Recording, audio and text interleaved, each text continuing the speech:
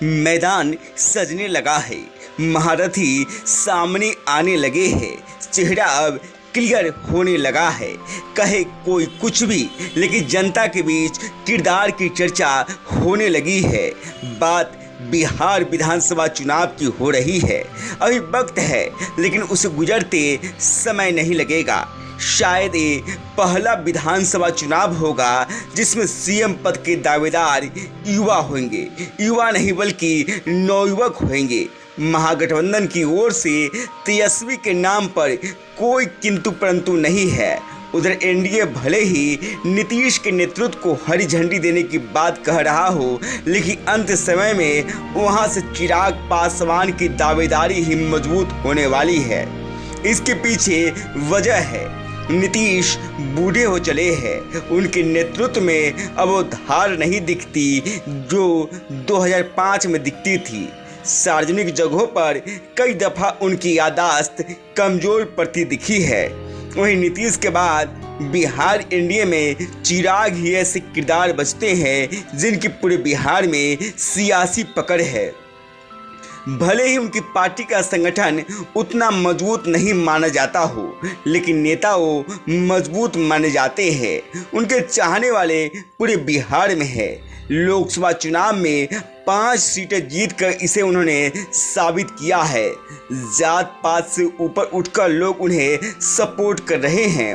वहीं दलितों के आरक्षण पर सुप्रीम कोर्ट के कोटे में कोटे वाले फॉर्मूले का जिस तरह चिराग ने विरोध किया और केंद्र ने फैसले को पलटा, उसके बाद उनकी ताकत में और भी इजाफा हुआ है। ऐसे नीतीश को रिप्लेस करने की क्षमता सिर्फ और सिर्फ चिराग में दिखती है। अब अगर बात चिराग और तेजस्वी की करें तो दोनों ही सियासी फैमिली से हैं। हालांकि अब चिराग अकेले हैं, उनके सर से पिता का साया उठ चुका है। वहीं तेजस्वी के लिए अभी भी लालू यादव रणनीति तैयार करते रहते हैं। हालांकि चिराग और तेजस्वी की सियासत में जमीन आसमान का अंतर है।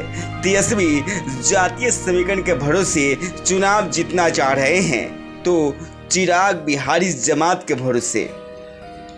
तेजस्वी के भले ही विधानसभा में अधिक सीटें हो, लेकिन अभी तो वो सभी जातियों के नेता बनते हुए नहीं दिख सके हैं। खासकर अपर कास्ट के भीतर उनकी पैठ कमज़ोर मानी जाती है।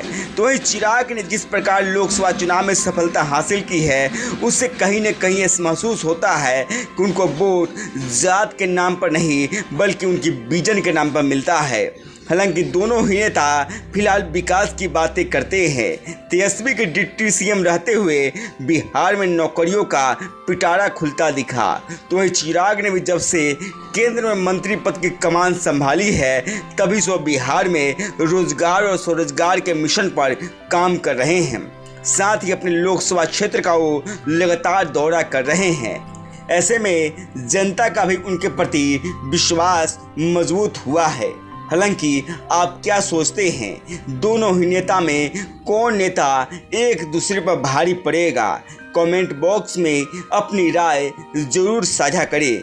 गांव तक बिहार की रिपोर्ट। अगर आपने हमारे चैनल को सब्सक्राइब नहीं किया है तो सब्सक्राइब करें, साथ ही वीडियो को लाइक शेयर और कमेंट करें। धन्यवाद।